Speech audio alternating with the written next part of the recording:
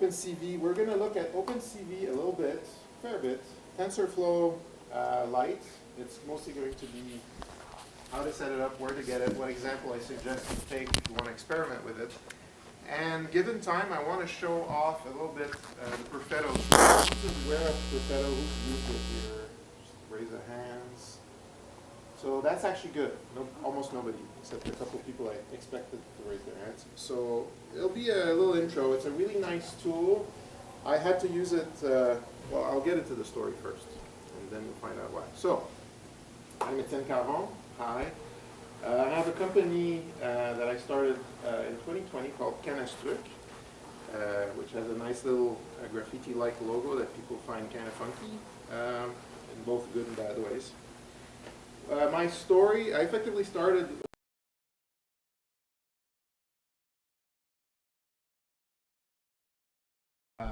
not going through every single job I've had, but the highlights. I started doing Android.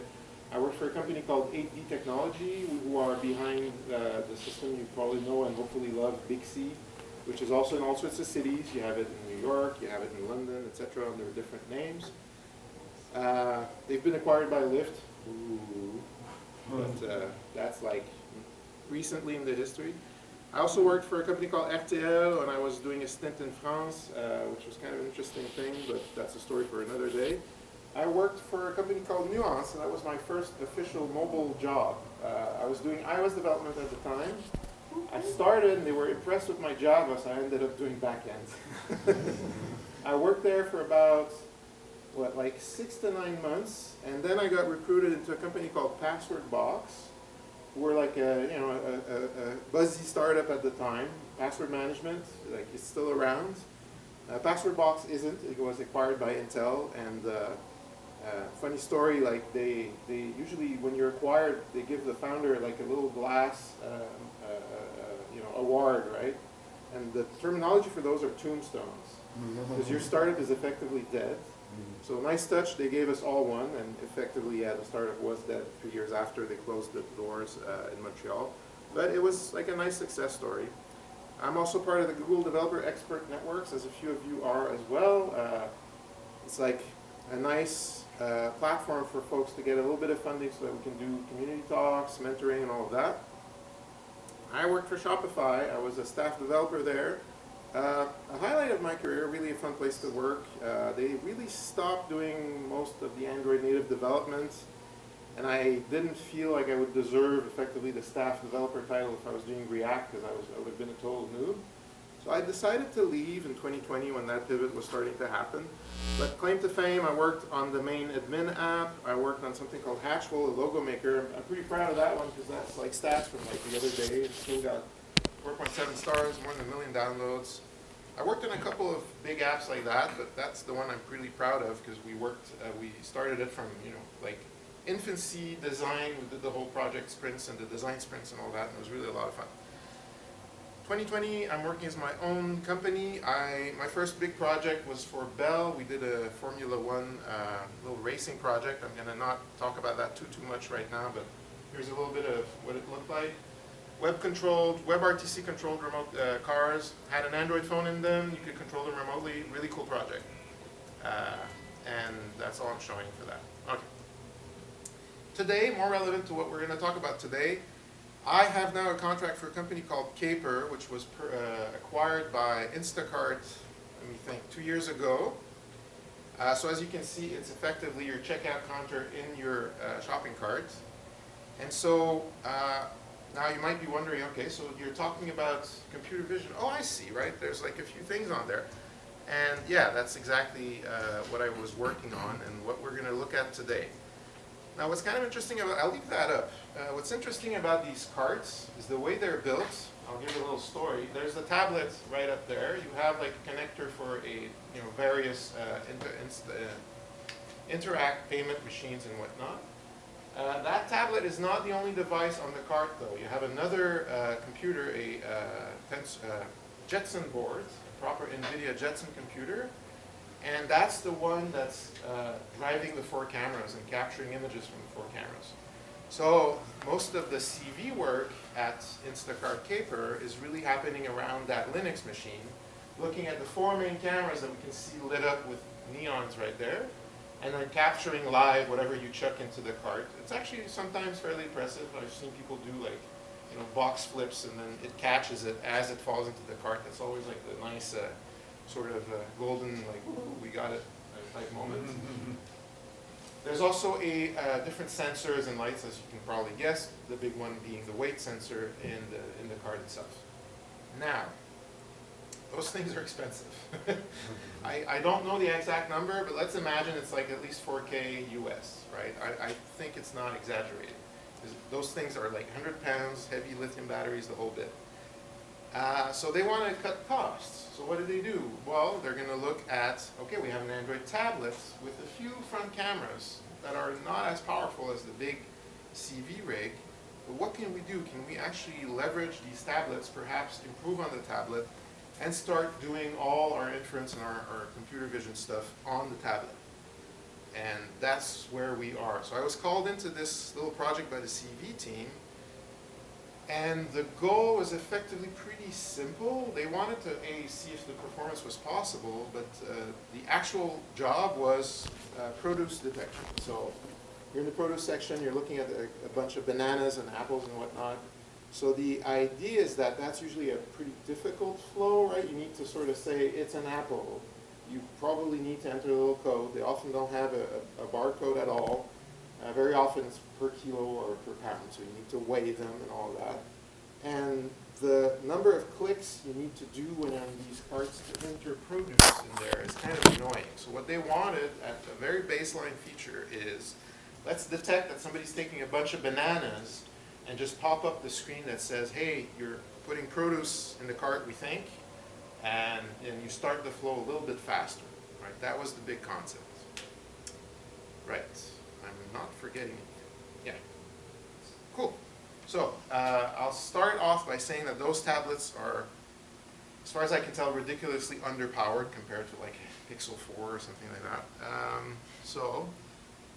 I'll then just mention what we're using. It was, you're already spoiled on that, but we're using TensorFlow Lite on Android.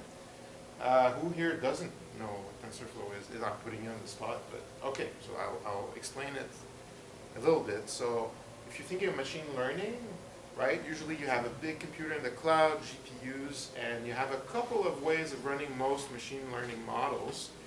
And as far as I know, I'm not an expert in this field, but I know of PyTorch and of TensorFlow. And those things are like basically the main, stacks that you use to either build those models or run them to some extent, right? Models that you're running can run in either of these things. TensorFlow is the proper name for the CPU big rig stuff, and TensorFlow Lite is just a version that runs on Android and mobile devices. iOS is included in there. And typically, if you want to use TensorFlow Lite to do something like produce recognition, right, is this a bunch of bananas, then you would take one of those models, work in those different big rig ML tools to reduce the model to something a bit simpler, lighter, that is not like a 3 gigabyte file, that fits on mobile, that can run on mobile silicon with the CPUs that go with it. So that TensorFlow Lite is effectively the tool for, one of the tools for that. I actually evaluated PyTorch Mobile, which is not really a thing, quite honestly, but we heard rumblings that it was coming, and I can tell you it's not there yet. It's like very early and probably doesn't really work as far as we could find in a week of research. So we switched to TensorFlow Lite, which was very easy to use. So today I'm going to cover a little bit what you could do to actually get a TensorFlow Lite setup started on your Android phone. That's going to be one thing that we're quickly going to look over. We're going to look over the object detection models, the sample that I've used to sort of re-implement what we had at work in the carts. Well, originally I thought maybe I'll cover a little bit what Camera X is doing. We won't, quite honestly. I'll just point out that it's easier to work with Camera X than Camera 2. Trust me on that one. I know barely anything about Camera X, and I can tell you that it was a lot simpler than working with Camera 2. And OpenCV. So I have this page here, a company called QuickBird. So a few of you, actually, I think Mathieu might have been, who was here with me, Boris, when we did this? We did an OpenCV hackathon, I think in like 2013, try to recognize like checkboxes on a piece of paper, right? And back then, when you wanted to use OpenCV on Android, you could, but you absolutely had to build your own version, right? I think it was pre-Cradle, if I think about it. You probably still were on Maven or something like that. It was a pretty painful experience, really hard to set up.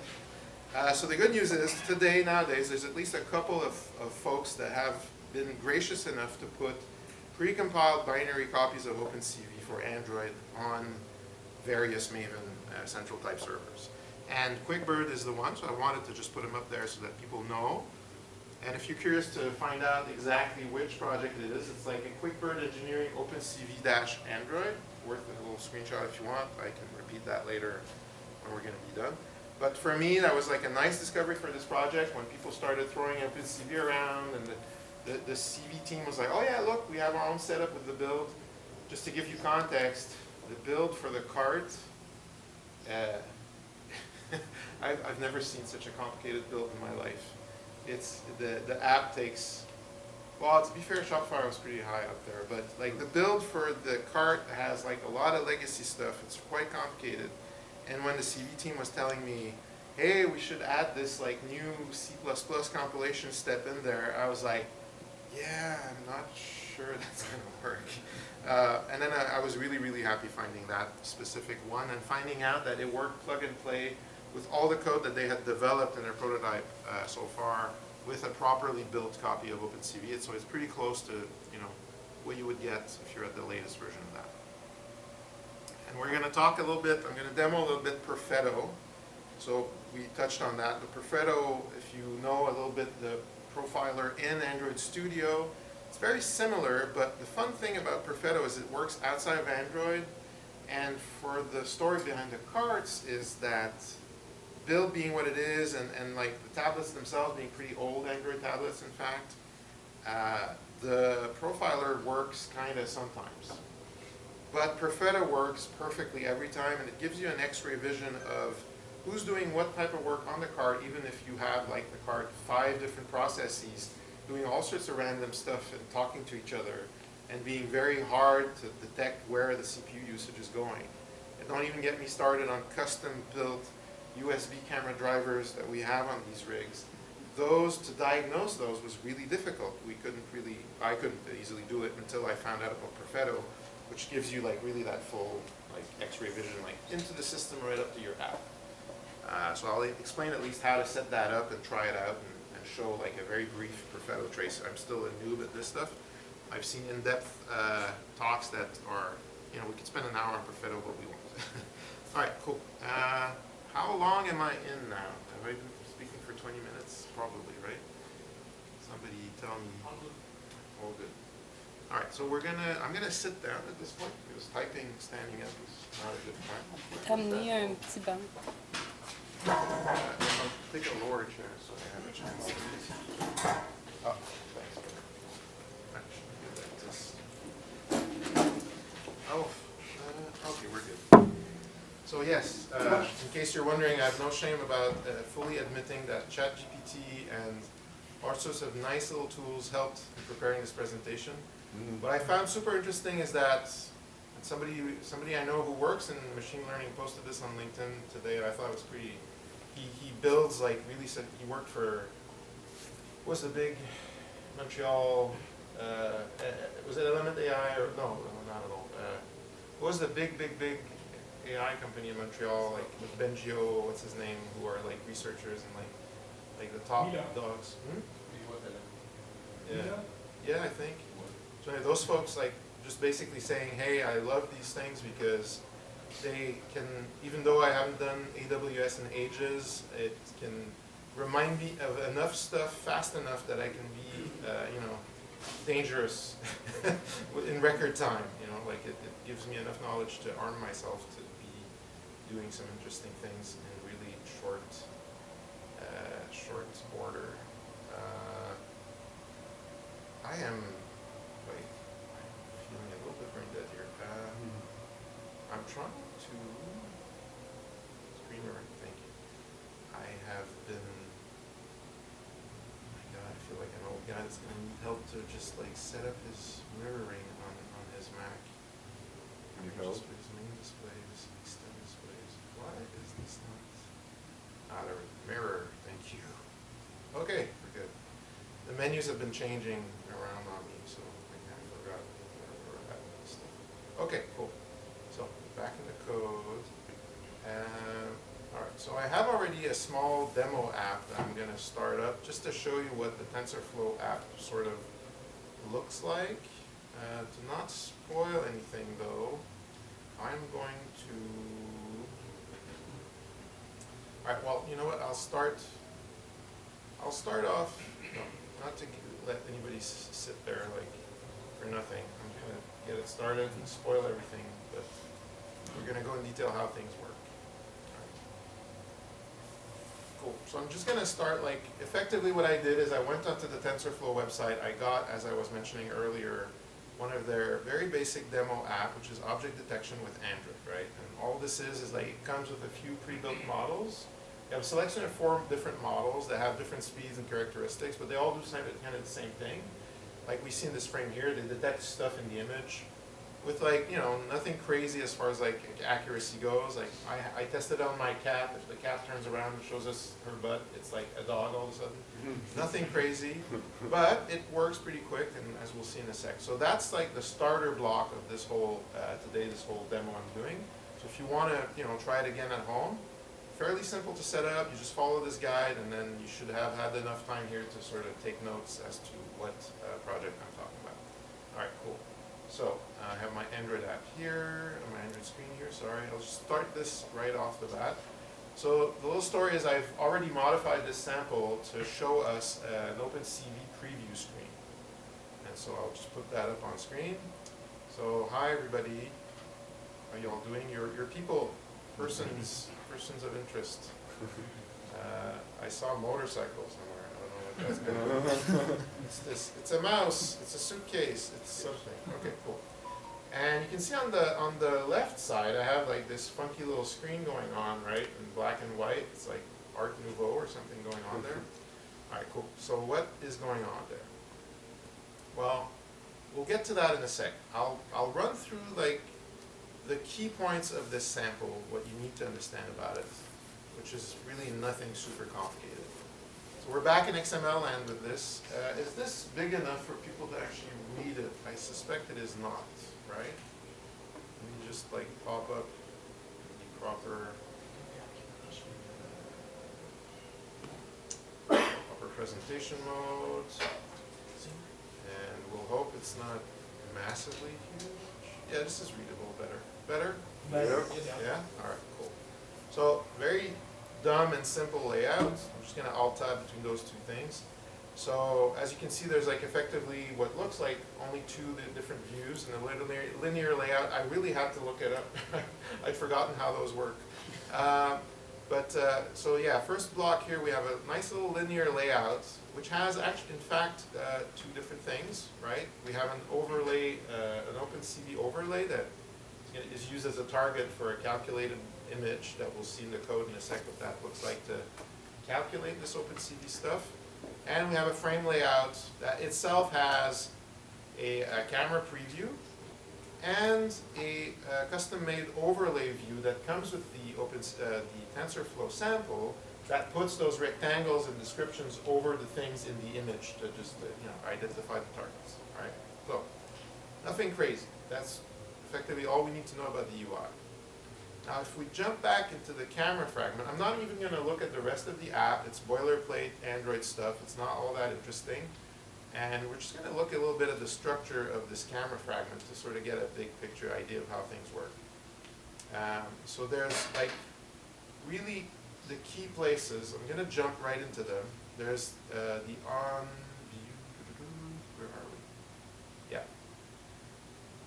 So that's boilerplate. That's not interesting to us. What we do want to see, I'll start by the top. It'll be easier actually to sort of figure things out from here.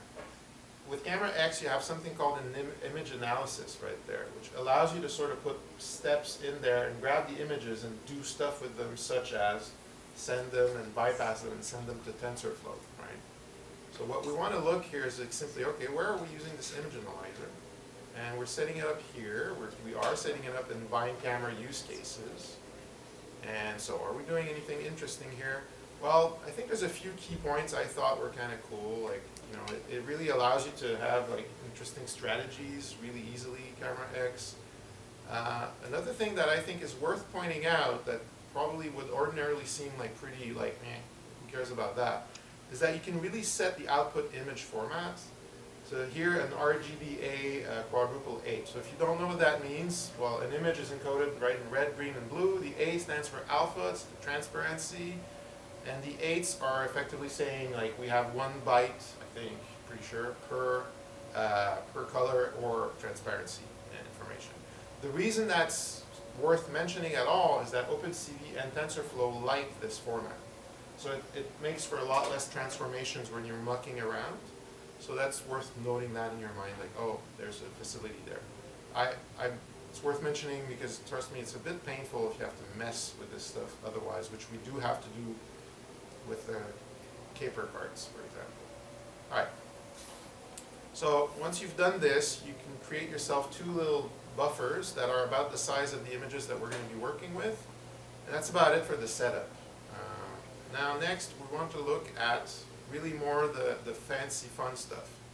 There's the detect object function, which is like key here, as you can imagine. So what are we doing here? We get an image, and then we start looking at more specific CV type processing. We make a copy of this image. This image here, that's like the boilerplate to copy images in a buffer. Once you have that, that's when the fun starts, right?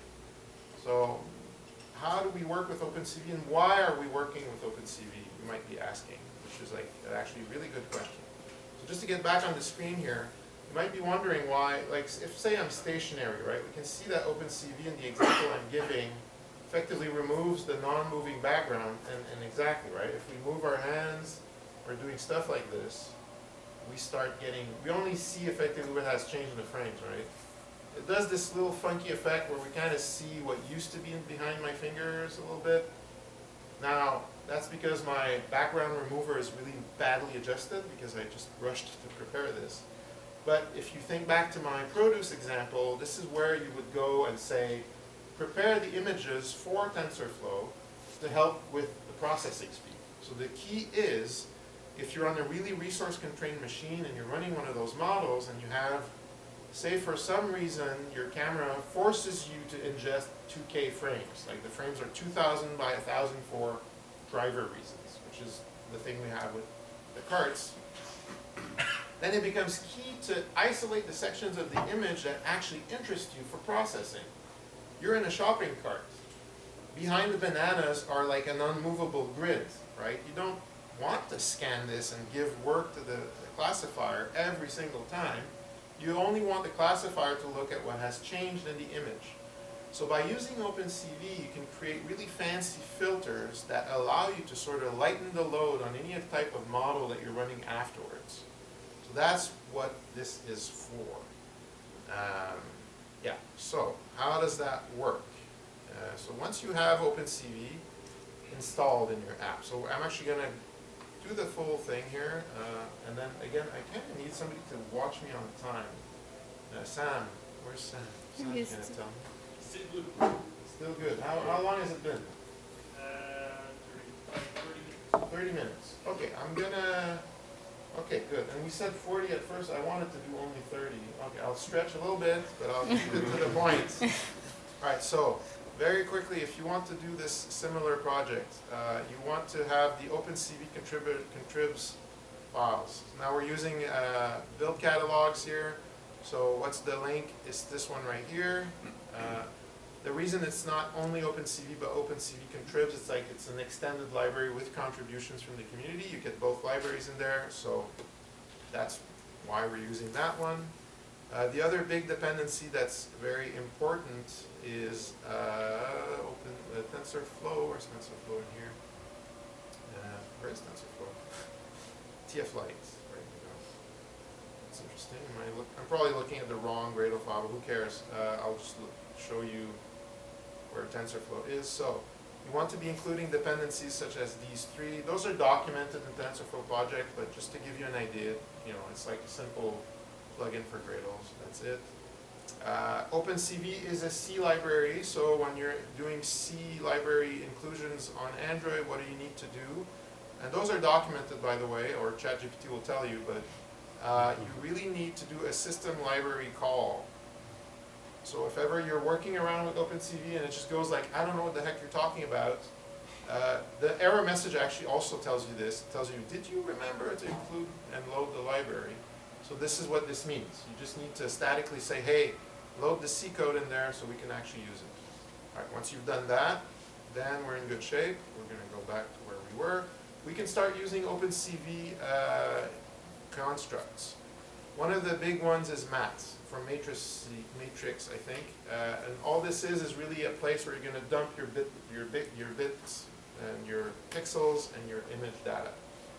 And when you're mucking around with these things, you take your bitmap buffer, which was copied from the original image from the camera right here. You copy this into the source map, what we're going to call the source map to use afterwards. Next step, let's say in this case, what I was doing is I've been using grayscale. So one of the things when you're doing pre-processing, you want to take your color image, turn it to grayscale. It's just more efficient that way. Reasons, which you can find out about later. So how do you do that? It's this one simple little call here. So it's kind of interesting, right? You can already see that OpenCV gives you a lot of power for pretty cheap. And in our case here, we had this fancy background subtractor, it's called, like this, what this nice little effect is.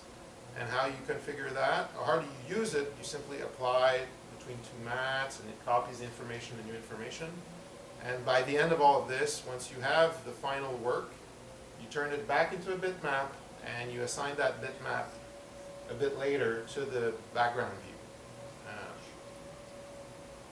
Now, BG Subtractor, again, like, you know, you can feel it's a bit boilerplatey, right? But I just want to show the concept is that you create these objects, you give them parameters, you can tweak a whole lot of stuff. You can say, I want you to keep 5 frames in history, no more. Thresholds on the distance, I honestly don't know what it does, but let's play around with it, why not? You can also say detect shadows. So in the case of the carts, for example, that's something we would see often, like if somebody waves their hands above the cart, you know, the shadow's not part of the produce, you don't care about it, so you want it to be cut out, so that's a way of setting that up. And I've started it, I think it's active right now, so I think it behaves fairly differently. I can test it, I think if I put my, oops, okay, that's fine. Let me just restart it. It's not a very long compile. Right, so we're back. So if we see the background has disappeared pretty quickly, if I put my hands, we still get that weird little, you know, I remember what was here before effect, but it's behaving differently, right? So anywho, there's like about 5 of these background removers with a lot of different types of parameters, so we can play around with that, but not today. I had a little demo here for what else you can do with this stuff that I'm going to just show right now. You can do what's called edge detection. So what does that look like? Before we start looking a little bit quickly at that code, it looks like this, right? So hey, everybody's like, you know, we're in a cartoon now. That's cool. So again, why is this useful? Well, depending on the algorithm you're trying to run in the model, you can do all sorts of interesting things by pre-processing it. You could potentially run a model that fills it up with colors and generates actual, you know, cool stuff. So that's the way you'd approach that problem. Let's see. I'm going to really quickly just touch on Perfetto, because at this point I'm a bit running most likely over time. All right, let's see. I'll just fix it here. So it's fairly easy to set up in its own way, but I won't go through the full process. But the guide is right here. I'm just going to do it live to show you how quickly you can get up to speed. So you run this shell command to sort of allow for Perfetto traces. Once that's done, how do you record a trace? You use the record Android trace helper script. How do you set that up? Well, you download it and just schmod it to the right thing. How does that one do that without losing their mind? You just copy paste this bit. All right, I just installed the script. Now I can record an Android trace. What kind of trace do I want? I'm just going to copy paste this guy. It's really not that difficult.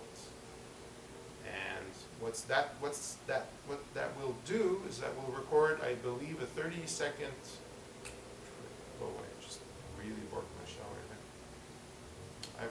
I'm just messing up my copy paste. Bear with me.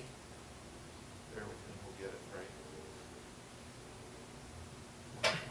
Alright, come on. I'm really failing at copy paste today, that's impressive. Once more, there we go. Alright, so now we're recording what's going on the device. I'm going to move around, you're not seeing this, but I'm moving it around just to actually give it, some sort of pressure so we have something to look at. When Perfetto is going to be done, it's going to open up a web browser with the trace in it automatically. We can see it right now. So what's fun about Perfetto, and it's worth mentioning, is it's a web tool. It's like entirely running off of a web tool, but it's all local information. So your debugging information is not being sent into the cloud or anything like that. It's all running with local storage, and nothing sinister is going on in there, as far as I can tell. Right? Cool. So we can see like a lot of colors, right? Super exciting stuff. How do you navigate that, and how do you make sense of it? That's worth a long course in itself, but I will really keep it to like key points to give you a bit of an idea of what I was looking for when I was tracing my stuff. So first thing off, it's using the AWSD keys, like so you can zoom in fairly quickly and see what the heck was going on, and you can slide around. So it really shows you like all the processes and all the threads and everything that was running on which CPU and la-di-la-di-la-da. The thing to note is that if you don't know a bit about phone internals, and honestly I've learned a lot just by using this tool and looking it up, but the thing you have to remember is that if you have 8 cores on your phone, then some of them are like proper cores and other are what's called performance cores. Somebody correct me if I'm saying silly stuff. And the smaller ones, all the 6 other ones, are there to sort of smooth things over and send stuff around, and only 2 or 3 of them, or 4 probably pairs, are going to do the beefy work and get stuff done. So keeping that in mind, how do you find out if your app is like absolutely horribly written at the last second for a demo you're doing? Well, you start looking in here. You find your process. As you can see, we can see like my app, the full app name. We can see like all these colors. The first thing I usually look for is the heap task daemon. So why do I look for that? Well, because when it's active, it's effectively doing garbage collection. So I'm surprised, but apparently I'm not doing so badly here. Yeah, it's actually surprisingly decent. So it means I'm probably not like using up memory like crazy with this app, which I can tell you the cart, when I first ran into this segment of code, was garbage collecting every other second, like nuts. But it's fun to know that this is what this means, because you can easily fix things that way. What else can we see? Well, right now, honestly, it's kind of hard to make sense and heads or tails of this. Where it gets interesting, and I think I'll close on this, is that if you have like a proper piece of code that you want to review and really get into it and see, is this my hot loop? Is this killing my CPU? What you want to do is you go into your actual app and you will use, and I'll try to remember properly, but let's say I was really curious about this operation right here. So I would call on trace, and I think it's this one. Is it trace or tracer? I might be wrong on this, and somebody might need to correct me because my brain is failing me right now. But either trace or tracer, I think it's this one. You would do this, image analysis, and then you would close it by doing end section right there. And you don't need to mention the name. So this is if you have synchronous code. If you have asynchronous code that's running in parallel, that's not going to work. You need a method with like a cookie. But let's actually try this out. So let's see how long this segment, how busy this segment is making our app. I'm going to rerun it, right? And then we'll close on that. But I just want to show like that it's actually not that intimidating to use Perfetto. I was really intimidated for the first day, but after like playing around with it, I love it a lot more than the Android Studio tools at this point. All right, so I'm going to go back to my command line. I'm going to rerun my trace. 10 seconds, it's fine, right? We're not that much in a hurry. So another 10 seconds, it's running. I'll go back to this. I'll play around with the phone just to give it a little bit of work. Oh, I managed to kick it out. Oh well, I think it's going to still work. Right, we're good. So, And the demo part of this is the following. So we go back into our trace tool, we head back to the bottom of this, and normally if all went well, we're going to see somewhere in there. My eyes are like killing me. Where is it? We should see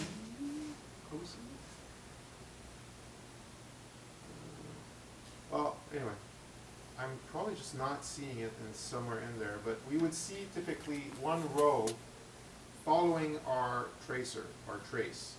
And what you can start doing also is like pinning them at the top and start looking, okay, my bit of code took this much time to run.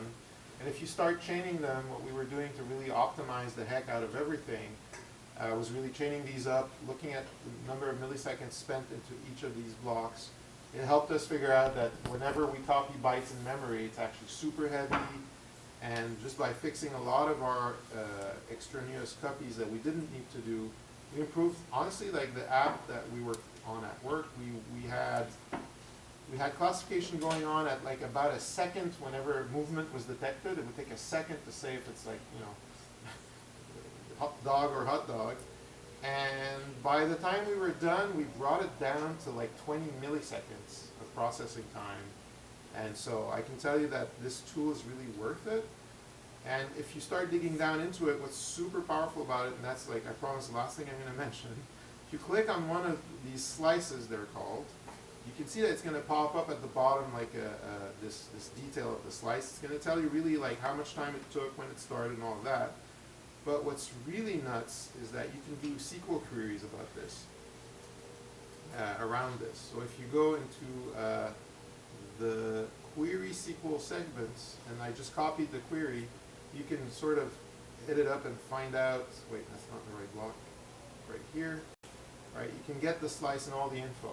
Where that gets super interesting is that you can start selecting and doing a count. So you can do something like take out of the 30 seconds, all the times I've been copying bytes, count how much there were, divided by the number of calls, and give me an average. So you can get these kind of stats really quickly, and it allows you to really answer hard questions, like how much improvement did we get out of this week you just spent on this graph? You can go like, well, I'm happy to answer that I've saved all the traces since Monday to Friday, and that this and this and that process improved by this many factors. So it tends to help really explain it to even people who are totally oblivious about the code. When they see the numbers, they get it. So that's the power of Perfetto. And with that, I am done. Thank you very much.